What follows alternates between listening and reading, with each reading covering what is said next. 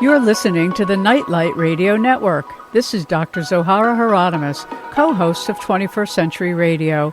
We are happy to present this rebroadcast of our show on Nightlight. Enjoy. 5 years ago, almost to the day, we were joined by our current guest. I think I'll have to call you Dr. Major Paul H. Smith now.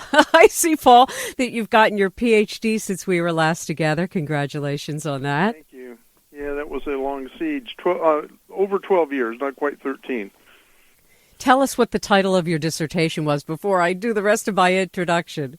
Well, it is physicalism really true, really in quotes? And then there's a subtitle I can never remember. That is how PhDs go, aren't they? Yes. But you basically were proving or attempting to, from what I can understand without having read it, but only the extract, is that you asked ESP as evidence that mind is more than simply matter. Right. Yeah, the doctrine of physicalism, it's essentially widely accepted in science and in psychology, and philosophy as well, is that there is only physical attributes to the universe. So everything is physical, or it's a consequence of physical facts. And if that's the case, then there are all kinds of problems that arise for things that humans value: free will, possibility of life after death, possibility of the existence of God, and so on. If physicalism is true, those become either impossible or essentially or very remotely possible. And it's apparent, I mean, even from your own experience with the military, I mean, because you worked in the Stargate program and you were introduced by our dear friend Ingo Swann, with whom you worked, and he with Ed Puthoff did the original protocols, you were one of the very few to be able to actually work with Ingo Swann. Exactly. And I'll tell you, those were the experiences that convinced me that physicalism is probably not true. So my argument was, I'll spare you all the details, but the argument was that if physicalism is true, then things like ESP shouldn't work, and I explain why in the dissertation. And then I cite the evidence, not even all the evidence. I just took a small subset of the evidence, 4 different paradigms: remote viewing, social remote viewing, presentiment, and distant or direct mental interaction with living systems. 4 sets of experimental protocols, and went through those exhaustively, because what often happens is that stuff gets summarized, and then the skeptics can just say, "Oh, you're playing up what that evidence really is. It's really not as impressive as you say." But I put it in there as exhaustively as I could, so they can't do that. Well, and I thought one of the really interesting additions since I last looked at your website at www.rviewer.com is you actually put up your own lab work from some of the Stargate programming. They've declassified about 90,000 pages since you left. How has that changed sort of the public's opinion, or hasn't it? Well, I don't know if it's changed the public's opinion so much, because it is pretty laborious to wade through all that stuff. There have been a number of folks who posted things on the web, and I've used it in a number of public presentations and things I've written and such. What it's done is, as you well know, there's been a lot of conflicting claims about the history of the program, about what we accomplished, about how it worked, all those kinds of things. You get a whole bunch of different claims made by the various folks that are active in the field. And what the access to those documents does is allow us to get to the bottom line and find out who's telling the truth and who isn't, or at least find out what really happened, and what the implications of things really were, and of course that's very important. Well, I think it's important for our audience to know, Paul, that not only are you a retired major and now you're a doctor, but you're credited with over 1,000 training and operational remote viewing sessions during your time with the unit at Fort Meade.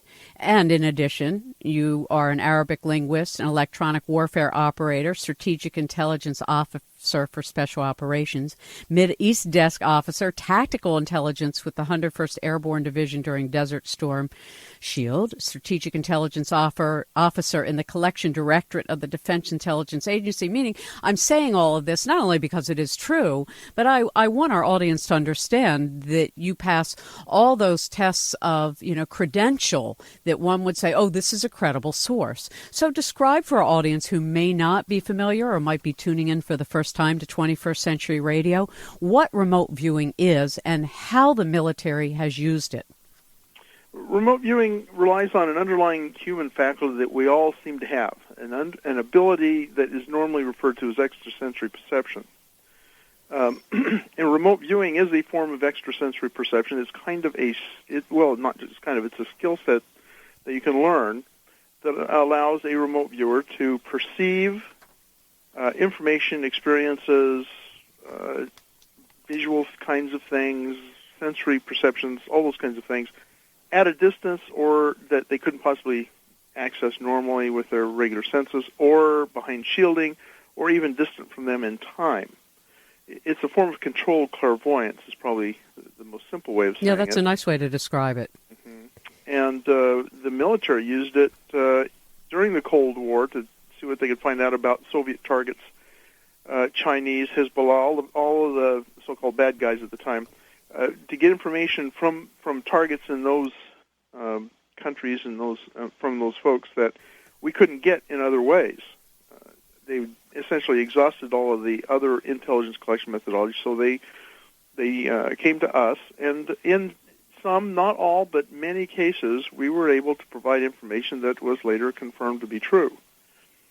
In your book, Reading the Enemy's Mind, Inside Stargate, America's Psychic Espionage, we learn about some of those instances, but are there any that stand out in your mind as sort of being, I guess, the ones we would point to in order to say that this is of value both as an individual skill and for national security? One of the classic cases, which I like to cite a lot because we actually now have the smoking gun on it, there's a very well-known remote viewer named Joe McMoneagle. Yes, I've interviewed Joe. Joe's great. He is probably the best remote viewer that, at least right now, is known to the public.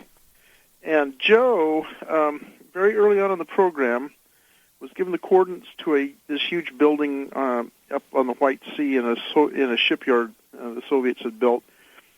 And we didn't know what was going on in there. When I say we, I mean the U.S. intelligence establishment. In fact, no one in the West knew, and we were worried about it, because we thought it might be an aircraft carrier or something, and that would have changed the balance of power as far as the high seas were concerned. They targeted Joe on this and one other viewer named Hartley Trent. Nothing was known about this building. Nothing. We had satellite photos of the outside, and that was it. And Joe and Hartley proceeded to describe this submarine, and Joe was in particular very detailed about this, described a submarine that sounded like it was something right out of science fiction movies, because it was, by Joe's description, it was bigger than the Washington Monument. It had its missile tubes in front of the sail or the conning tower on it. It was just absolutely immense. It was probably, by Joe's description, probably half to two-thirds as bigger than any other submarine ever known. And putting missile tubes in front of the sail on a submarine was considered just crazy. Well, it was dismissed. The folks at the National Security Council didn't believe it.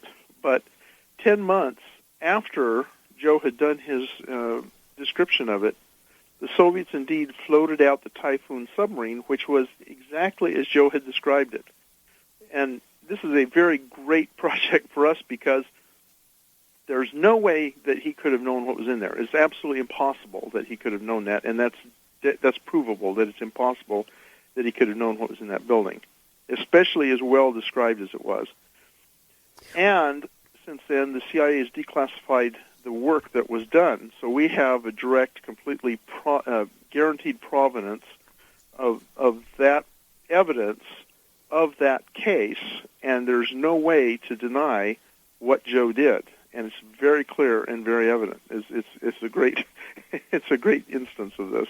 Well, I think, and for anybody who has looked at it, and yes, it's really important to know who's good and doing the work the way it's meant to be done, and who has invented their own systems, and they call it remote viewing. Give us some of the critical signposts of good remote viewing and good remote viewing training, because you offer many, many opportunities for the public to learn, both of your DVD, A World Without Secrets. What do we look for to be sure that we're getting the right stuff, so to speak? Well, first thing is, a real teacher will be able to demonstrate his, or let's put it this way: a real teacher who has the pedigree from the military would be able to offer the evidence necessary to show that he really was with the program, or she, because we had some women as well. If they say, well, I worked for a foreign intelligence organization in Europe, and I can't tell you about it, they are probably making that up. Mm-hmm. If they say, well, I just learned it from so and so, who learned it from so and so, who learned it from so and so, and it's all secret, and we can't tell. Be careful, yeah. Be careful about that. If they talk about remote viewing in terms of channeling or some other ESP modality, I don't want to put channeling or any of that stuff down, but that's not remote viewing. And there's a lot of people out there teaching what they claim to be remote viewing, mm-hmm. and it's stream of consciousness, it's channeling, it's who knows what, but it's not remote viewing. When a person is practicing remote viewing, and you have described on other occasions, and I think it's worth for any new listeners who might not be familiar with the process, coordinates of locations are used, and explain to us why and what that does for the consciousness of the viewer. Well, this is probably going to blow some minds. It started off, the original remote viewing tasking methodology was what we called beacon, and what you do is the viewer, someone who the viewer knew, would go to a location that had been randomly selected, into which the viewer had no awareness. They were separated, and then the person was the beacon team was given where they should go, and they went there, and then the viewer was supposed to home in on them, focus in on them, and describe their surroundings. Okay, that was the first one. But if you want to collect intelligence against a foreign threat, you're not going to. If you can get somebody to go over to the target to be the beacon, you might as well just give them a camera and not even worry about remote viewing, right? Mm-hmm. So how do you deal with that? So they started using geographic coordinates. Jacques Vallée, in fact. Have you ever interviewed Jacques? Oh, of course. We've had Jacques on many times over the years. Jacques Vallée, most people don't know this, but he was actually an advisor to the remote viewing program in the early 70s. He's a remarkable man. He's amazing. I got to know him when he came to speak at our remote viewing conference a few years back. He's great. In fact, just a very quick note, we're speaking together again over in Paris in March. I think it's the 12th is the date. There's a remote viewing conference in Paris, France, and he and I and some other folks are going to be speaking there as well. Oh, wonderful. So, well, his recent book, Dr. Bob interviewed him on, which really talks about prior to our technological age, sightings that can be classified as UFO sightings or encounters with unusual things that might be considered extraterrestrial. It was quite fascinating. Well, and it was a brilliant strategy, by the way, I thought, to have researched along those lines. Well, he's an amazing guy. He really is. And he's not just a ufologist, if you will, although I think he wouldn't like that term, but he's not just a ufologist. He's actually a legitimate hardcore scientist. Yeah. And very respected. Done a lot of things that have nothing to do with that are amazing. So anyway, he's the one that came up with the idea of using geographic coordinates. Mm-hmm. He said, essentially, Ingo Swann, he said, all you really need is an address. Why don't you use geographic coordinates as your address? And so everybody thought that was just crazy because geographic coordinates is just kind of an arbitrary convention. We've all agreed that if we draw these imaginary lines on the surface of the globe, we can find places by referring to these imaginary lines, right? Well, they tried it and it worked. So we used geographic coordinates for a long time, and it worked. You could give a viewer who knew nothing about the target the latitude and longitude, and they could indeed describe what was where those two lines came together. It was amazing. But what really got crazy is when somebody said, well, how do you know they're just not memorizing what's at the end of all the coordinates? And although that would be even more amazing than remote viewing, and you get right down to it. But, truthfully. But nonetheless, there were some problems with lat longs because after a while you do sort of get an idea where in the world they are, but that doesn't actually help you do better. It actually makes you do worse. Mm-hmm. That would make some sense. sense. Then you start having preconceptions about what's at that location. And, you might get a coordinate you recognize as the Soviet Union. It's February, so you start imagining cold winds blowing over the steppes. Exactly. Yeah. And it might actually be a laboratory in Moscow. Who knows? But but that got to be problematic. So what they did instead was they substituted just an arbitrary random number they just picked out of the air for the coordinates. And they told us that they were encrypting the coordinates. There was a code for what those coordinates were. And so we still thought there was a link to to the latitude and longitude, right? Well, it turned out it was just smoke and mirrors. They just picked a number, and the one I always use as an example is 8675309. Okay, so let's say your arbitrary number is 8675309, and that is linked to the idea that you should describe the Eiffel Tower. That, let's say that's your training target, and they want you to describe the Eiffel Tower. You don't want to tell the viewer what the target is, because then everything they know about it, everything else just gets in the way, and they can't function psychically under those circumstances. So the viewer has to be blind to the target. You got to give them some way of getting there. So you give them 8675309 and somewhere else that's been linked to describe the Eiffel Tower, and believe it or not, the viewer still picks up on where they're supposed to go, and they describe the target. So it's what really do you amazing. think is taking place? So if we're not using the actual number of coordinate, but a reference number to that location, what is taking place in consciousness? There actually isn't even a connection to the coordinate. We've completely left the coordinate out of it these days. I see. The number, actually, we think it's linked to human intention. Mm-hmm. And we think that's what it's been all along. The latitude and longitude, again, really are abstract reference. They have no real existence, no ontological We apply reality, meaning right? to them, right. Yeah. And so the intention all along was that the viewer describe what was at those imaginary coordinates. And so when you do this, the tasker has this idea, I want the viewer to describe the Eiffel Tower. Well, they give them that coordinate, and then the viewer goes out to try, the coordinate, this arbitrary number, 8675309, the viewer goes out and tries to find where in the universe that's linked and comes across this intention, right? And so I like to joke a viewer's got to be psychic in two different ways. The first way is he's got to read the mind of the tasker to find out what the task is, okay, and then has actually got to go out and then describe it using remote viewing. We're going to take a little break. When we come back, I want you to describe, if you can, very briefly, this process and how it applies to our lives today and why you now have devoted yourself to teaching other people not only remote viewing but dowsing. The premise that I raised at the beginning of this evening, Paul, is that we live at times where our intuition and heightening it is very important, not just to our survival but to our enhancement. We'll be right back. Our guest is Dr. Major. I love saying that. Dr. Major Paul Smith, though he calls himself Paul, and you can find more at www.ourviewer.com. And we're back. I'm Dr. Zohara Hieronimus, and this is 21st Century Radio. Now let's return to our program.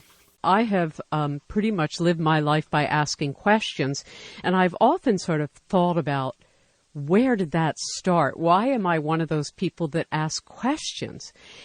In thinking about it, I am reminded of my mother, the late Lynn P. Meyerhoff, and she used to say to me in great frustration, I think I've said this once or twice in my lifetime to the public, she used to tell me, after I'd asked some profound question about God or something philosophic about why we're born and then we die, the regular questions we all ask throughout our lives, but sometimes stop asking them and just get on with the business of being. She used to say to me, the answer is there is no answer. If you have, some of you may have had some very thought-provoking adolescents who are very introspective, as we tend to be during adolescence. And for some of us, the quest that begins in that fashion doesn't end with adolescence. It goes on throughout one's life in finding one's place and purpose in the world. So she used to say to me, as a way to just get me to, I guess, be quiet, the answer is there is no answer. I have learned, though, that wasn't really true. I mean, God bless my mother. She was right about a lot of things. In this respect, I don't think she was right, because the truth is, and this has been my experience as an investigative broadcaster, a reporter, an author, a student of the mystery teachings in general, is that the answer is in the question. Questions become really important, how we frame them, what we're trying to find out. So I thought, given that we have a guest, Dr. Major Paul H. Smith, a wonderful gentleman who joined me about 5 years ago, almost to the day, to discuss remote viewing. especially how the military uses remote viewing. And when you listen to news reports about missing people, remote viewers could be very useful in looking at the environment and at looking what has occurred and what might occur, meaning you're not bound by time as a remote viewer. And we'll take a look at that with Dr. Smith. I would really encourage you all, no matter what, to go to his website and look at some of the work that he did way back when, from 83 to 1990, when he worked during the Stargate program for the U.S. military. You can also learn more, a DVD called Remote Viewing. Actually, it's called A World Without Secrets, and we're going to talk a little bit about that before our hour's up. It's a DVD on technical dowsing, and we're going to talk about that relationship. But, Paul, before the break, I mentioned that I'd like to hear from your vantage point. Here we are 20 years out since you did the work for the military, and you've been out teaching it and using it and showing others how it's important as an addition to our set of skills. How would you describe its use today, and why is it important enough for you to be teaching others? Well, let me answer that real quick. First, I want to say, if folks visit my website, sign up for my news list, too. I have an email news list, and there's a place to put in your email address, and you'll get updates from me on various things. Oh, wonderful, including where you teach. Again, it's www.rviewer.com. Yes, okay, thank you. Of course, the question always is, well, what good is this? Let's say it even does work. What's the point? Why would you do this? And I have to say, a lot of people take the course just because it's essentially a self-actualization thing. It's evidence that you really are more than your physical body. And a lot of people are looking for proof of that. And they find it when they actually succeed in describing a target that they have no access to whatsoever other than through the power of their own minds. But there are other folks who want to actually make practical use of this. Some folks come to learn it because they want to help find missing people. One of my students is just finished actually my advanced course, is very big in this an organization called Find Me, or Find To Me, or Find Me Too, or something like that. I can't remember, but they try and find missing folks. Other folks want to help the police solve cases. There are some people who are playing around with medical intuition, essentially, seeing what they can do in the medical field. Surprising number are using it for investment purposes. There are ways you can employ remote viewing and dowsing both to actually make money in certain avenues and venues. I don't necessarily endorse this, but gambling is one way people try it. I had one of the folks use the principles taught in my dowsing DVD training set to win $18,000 in the Idaho lottery. Wow, yeah, and as of course we've always said, pretty much like you, these are skills that are really spiritual tools, and they really shouldn't necessarily be used for personal profit, though people may do that. I think if we look worldwide, these talents are used for the elevation of the community.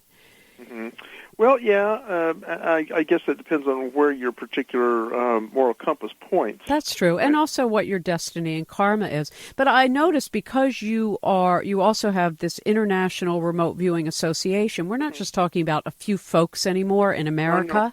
No. So given that one can use these skills, we cultivate this innate sense of knowing. At some point, you can dispense with numbers, right? You just are able to know.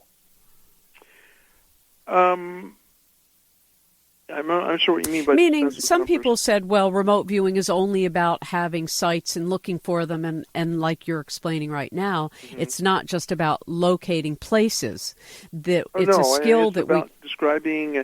to me, one of the most powerful things about remote viewing is what it says about human nature, which is really the motivation behind my dissertation. I realized when I'm having these amazing kinds of experiences that it was clearly evidence that, as I mentioned earlier, we are more than our physical bodies. Now, I'm borrowing that phrase from Bob Monroe, of the Monroe Institute. Yes, that's he's kind been of their with us many times down there. But yeah, well, and I think recently Jean Millay was with Dr. Bob, and she's pointing out the fifth force is consciousness, meaning consciousness is far more than just this thing that is inside of us. Well, in fact, that's one a conclusion I've kind of come to, again, partly through the work on my dissertation, is that ESP, remote viewing, all of these modalities, I'm persuaded they just can't possibly be part of the physical engine that runs the physical part of the universe.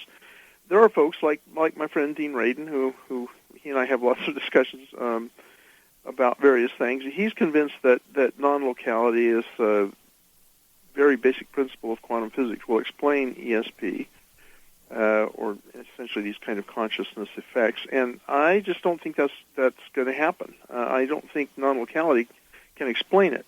The phenomenon is a non-local phenomenon in that there doesn't seem to be any direct causal relationship between here and where the thing is that you're perceiving, right? But I think what it is evidence that consciousness really is a second primitive in the universe. Physical matter is a primitive, and consciousness is a primitive. So they're basically brothers or siblings rather than one being the product of the other. Mm-hmm. Science believes that consciousness is a product of the physical universe, and I think this stuff is very good evidence that consciousness doesn't owe anything to physics. That's a beautiful way to say something that takes many of us thousands of books to get an understanding of. And I can remember my dear friend, both Christopher Bird, who, as you know, is an excellent dowser, and Terry Ross, who was my teacher. He used to say it's about being everywhere and every when.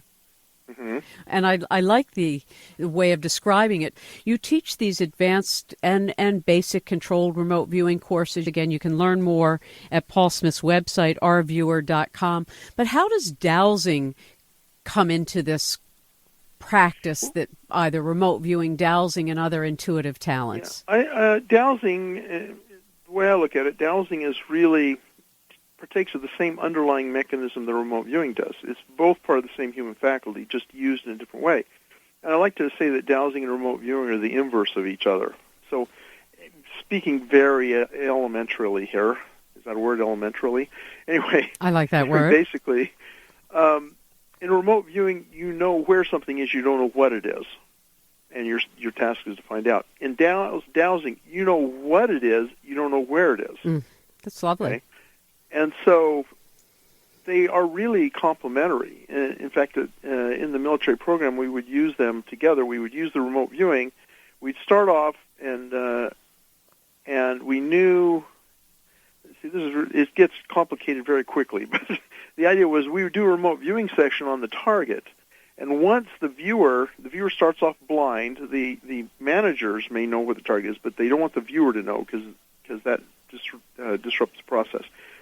They run the viewer blind on it. Once the viewer successfully describes the target, then that becomes the identifier to establish the intention for the dowsing part of it.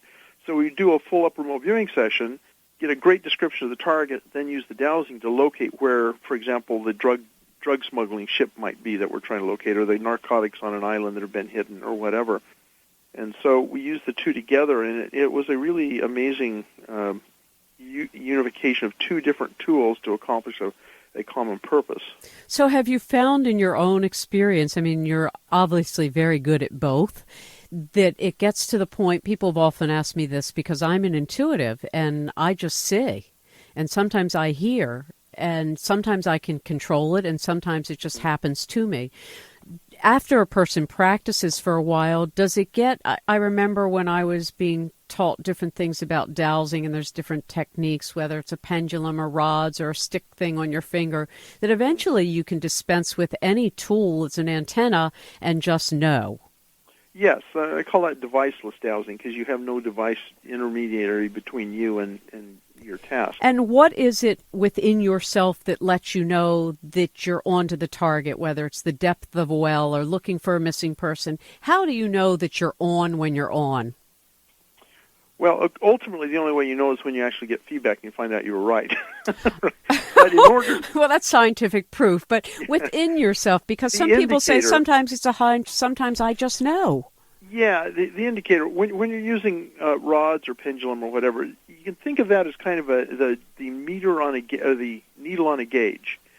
It's a way of your subconscious being able to tell you when you are on the target or where you found the target or whatever.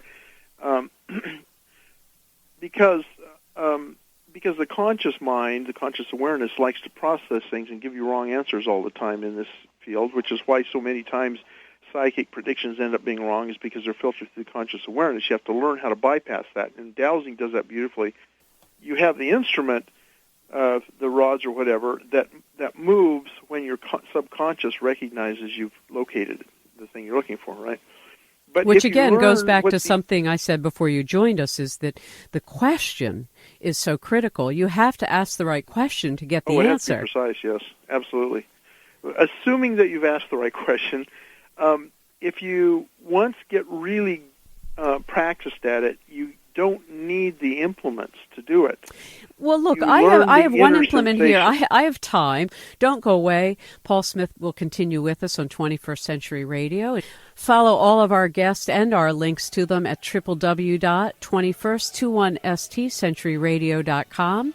And don't go away. More coming up with me, Hieronimus.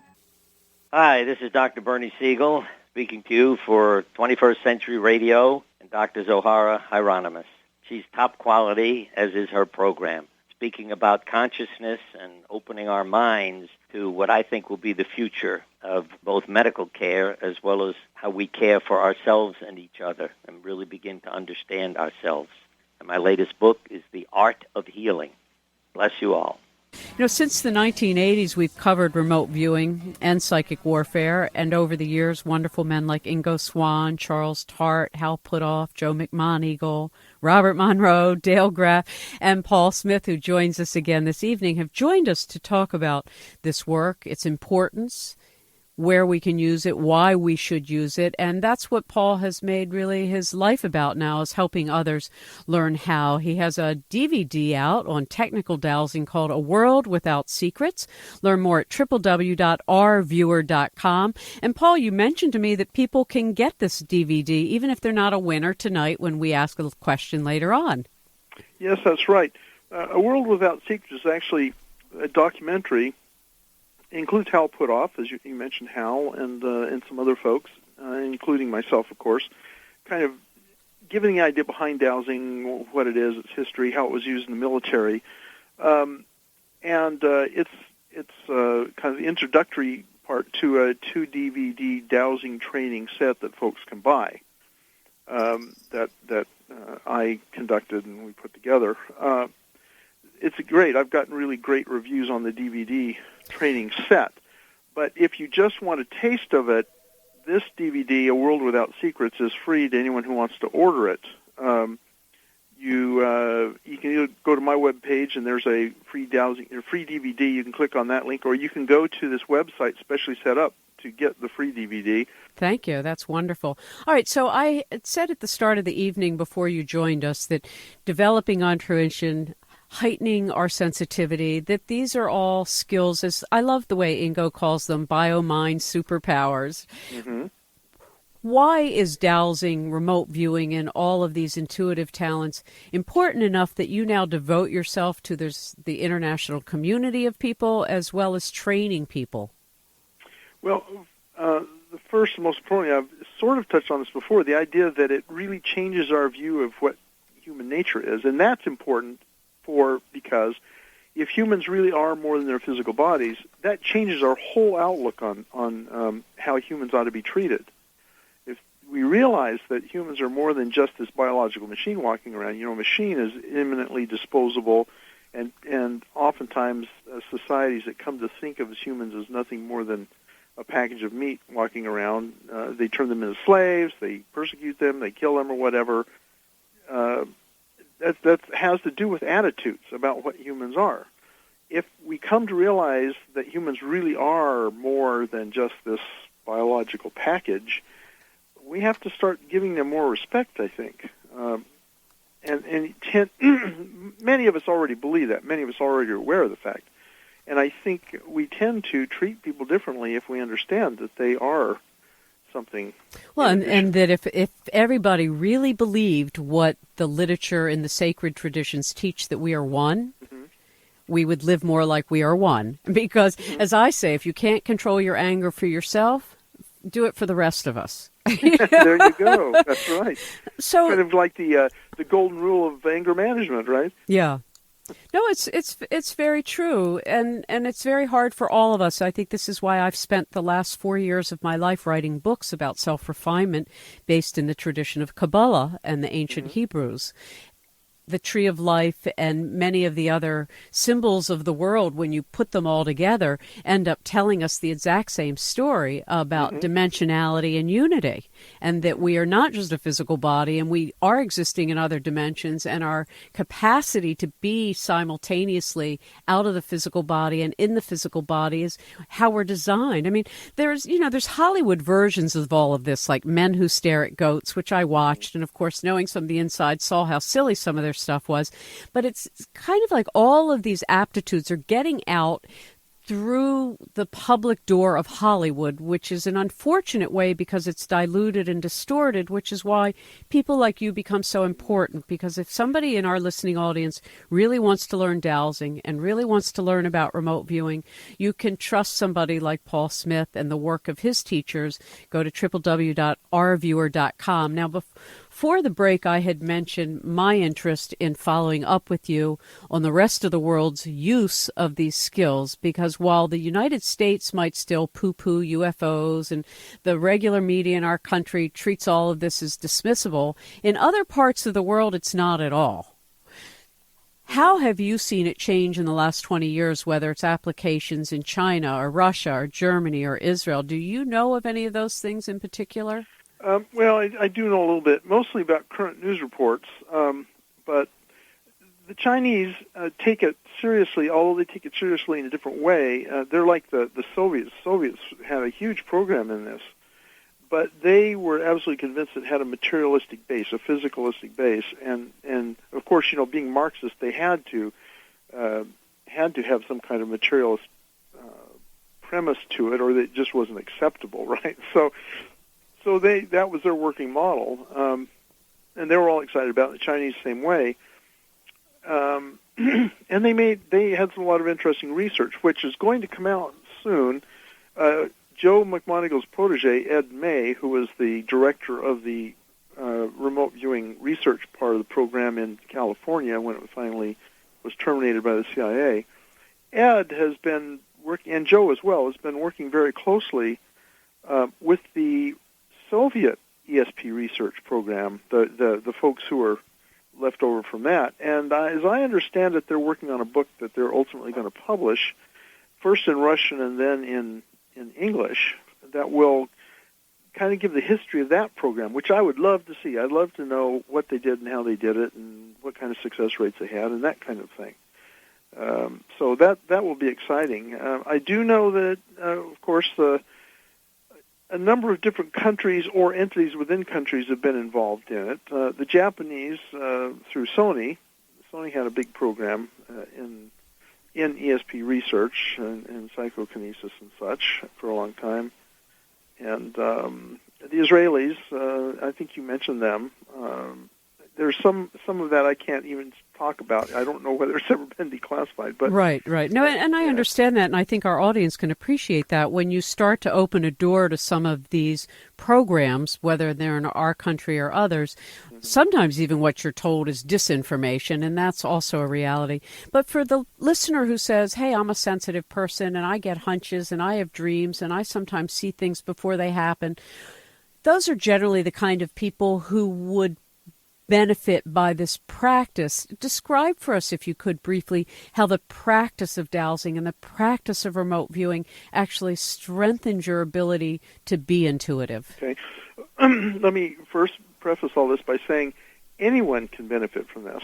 It isn't just someone who shows little sparkles of intuition. Even people who have got that suppressed for years, in fact, they may be able to benefit the most from it, right? But how can it help out? Well, first of all, dowsing has actually a lot of practical uses in one's life. There are ways you can apply dowsing and help you with decisions. There are ways you can apply it to help you find things that you're missing. There are ways you can use dowsing to predict things that you may need to. In fact, I did a workshop at the Remote Viewing Conference this year, in fact, out in Vegas in June, where I taught precognitive dowsing, where you predict. I used a number of different exercises predicting what a suit was going to pop up in the card when you shuffled some cards. Wow, I didn't even remember what all I did. I have to look it back up again. But it was very successful. In fact, Russell Targ had never tried anything like this before, and he comes up afterwards. He was all excited. He said, "Wow, that's really great. I got 5 out of 5." That doesn't surprise me. and I purposely did it precognitively because there's no chance of sensory leakage. There's no way that you can cheat in a precognitive case like that, right? And I had many folks come up and say they found it successful, and you can apply that to a lot of different areas in your life. Dowsing is really useful. Remote viewing as well. Obviously it has a slightly different modality of application than dowsing does, but you can use them together, as I mentioned, although in more practical things. Well, as our daughter Anna used to say to her friends, it's not fair having a psychic mother. Oh, I just hated it. She would go somewhere, and of course I'd know before she knew she was going, and I'd, say, hey, she'd go, I'm not going there, and of course, and she'd come back the next day, how did you know? Or I'd call her and say, don't go where you're planning. It would pop into my head. It's not like I was actually spying on her psychically. So that sometimes when you're really connected to people or places or events, these things come to you because you're like a magnet for the light ray of the thought form. I mean, that's not a very technical description. Yeah, well, you have to speak in metaphors oftentimes in this because we don't necessarily have actual words that convey the understandings. Right? Which is the challenge I think many of us face in so many of the new paradigm studies is we really don't have the vocabulary yet. We have lots of ways of describing similar things. Talking about teenagers with psychic parents, I was just out in Frederick over Thanksgiving with my son, who's now married and has a grandchild. Congratulations, Grandpa. Thank you. That's anyway, lovely. I was out there, and somebody was joking about, oh, yeah, your dad probably... Oh, in fact, this might have been on that... this might have even been on our 98 Rock radio interview I had. Wonderful anyway, for Maryland, that rock and roll would actually branch out. I thought that was great. That's fantastic. Very amazing. But they were joking, said, well, it must be terrible having a psychic dad. He'd call you up and say, what are you doing with that girl on homecoming? And Jane says... No, you don't know. You don't understand. He actually came there, which did happen. I went and caught him Showed and up to get his behind home. But I think when people say, "Well, you're spying," it's really not. What happens is it just becomes a part of who you are and how you live your life. You're linked with someone close to you. Yeah. And I think mothers, particularly around the world, get these intuitions about family members. Not always. And sometimes people said, it's hardest to see ahead for those you're closest to because you have all of these own emotional hopes and dreams. But how has, in summary, because we're about to say goodbye, how has this work? You have told us already it changed your worldview. You know that we're not just physical bodies, that there is something superior. But how does it change your outlook for the future of humanity? Well, I think ultimately this is going to... Ultimately, the majority of folks are going to recognize this as a reality. I think the skeptical view is on its way out, although it's going to go kicking and screaming. We're nowhere near that yet. Yeah, but for ultimately, it's going to change that. And once that does, then we will actually start seriously looking into this. Right now, research into ESP is just a tiny drop in the bucket of all the research that's done. It's minuscule. But once it becomes accepted, then we'll be dedicating the kind of resources to researching this aspect of human consciousness that we've dedicated to other things like researching geology or nuclear physics or whatever. And once that kind of a research effort gets applied, I think we're going to have huge breakthroughs in our understanding of humanity, and not just that, but how to use it, how to control it, how to manage it so that to the benefit of the human race, I think. Yeah, one of the questions that I have always sort of looked at for myself is if we remote view the past and we participate with our current consciousness by remote viewing the past, can't we change the impact of its resonant wave? Of the past? Yeah, and its effect on the present. So that's an interesting question. I'll have to think this through. You kicked in my philosopher's mind. Yeah, now. Well, think about that, because I've asked a number of people who work in this kind of work, and because it seems possible to me. It's not that you actually change history, it's that you change the effect of history in the present. Oh, okay, I see where, you need to read chapter 9 of my dissertation. I love dissertations. Oh, I bet you do, yeah. I would like to very much. Well, in the meantime, let me encourage my audience to go to www.ourviewer.com. That's ourviewer.com. Our guest has been Dr. Paul H. Smith, his book, Reading the Enemy's Mind, Inside Stargate, America's Psychic Espionage. And again, Paul, always a pleasure to be with you. And I suppose I'll see you at a distance from somewhere. Absolutely. If I don't drop in and visit you sometime when I'm out seeing grandbabies. That sounds great. That would be lovely. Thanks for letting me be on. Absolutely. What a pleasure. Always a pleasure to be joined by somebody like Dr. Smith. Again, folks, go to www.ourviewer.com. And this is where we have to say goodbye. 21st Century Radio is produced by Hieronimus and Company. Our executive producer and research assistant is Laura Kortner. And I'm Dr. Zohara Hieronimus. And remember, we do need more love in the world.